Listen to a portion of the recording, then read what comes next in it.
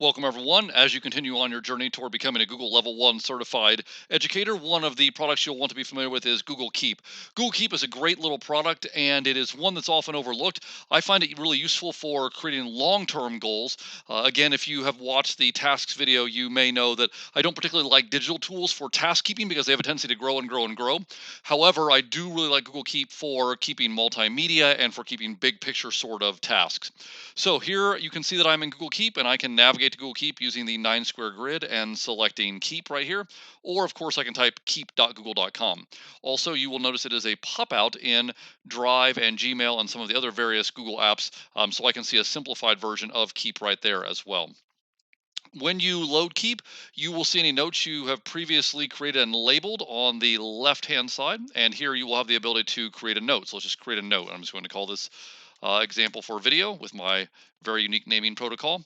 And from there, I want to explore the options. So in here, I can write a note. So this is where the text goes.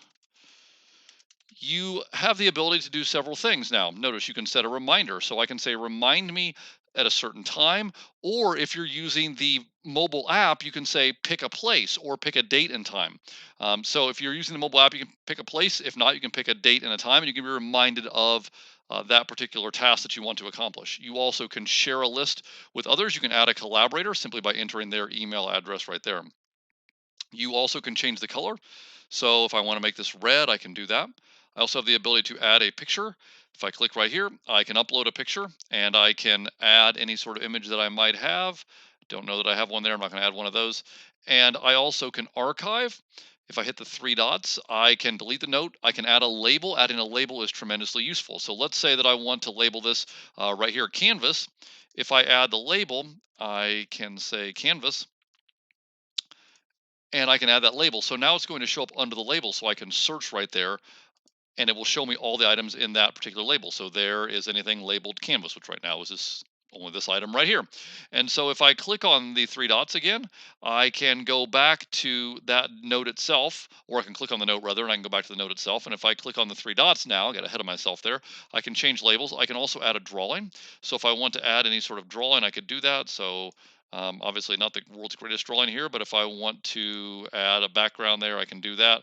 And if I want to add different colors here, I can do that. So you get the idea. You can create some sort of quick drawing if you want in order to add that to your note. Again, not necessarily the world's greatest drawing there, but I can add a note if I would like. And if I wanted to delete that, I can select the remove button right here. If I hit the three dots again, I can make a copy of that. I can also show checkboxes. And if I show checkboxes, let me go ahead and delete that image. Now notice that anything that I create can be checked off. So I can have it as a checklist and not that. Item 2, there we go. And item 3, and I can have these so that when I create one, it gets marked off like that. And now notice it shows the completed items right here.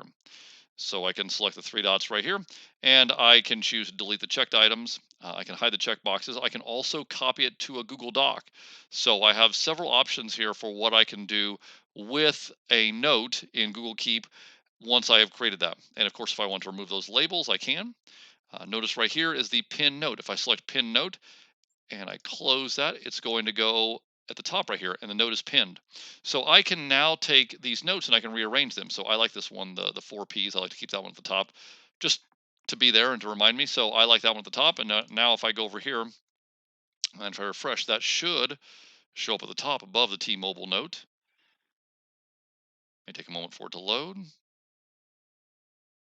And there it is, the four P's: be prompt, be prepared, be polite, be productive, are at the top. And so that's more or less how you use Google Keep. It is a very useful tool. It is one that you will find is useful. I find it useful for long-term planning, for making lists, for making checklists, that sort of thing. I did want to point out one more thing right here, and that is the list view. You can view that in list view, or you can view it in tile view, whichever you prefer. So that's the basics of Google Keep. Hopefully this is a product that you will find useful. And as I've said in all the videos, understand the product is important, but understand how we can use this to transform student learning and really engage and empower students. That's what we want to use the technology for.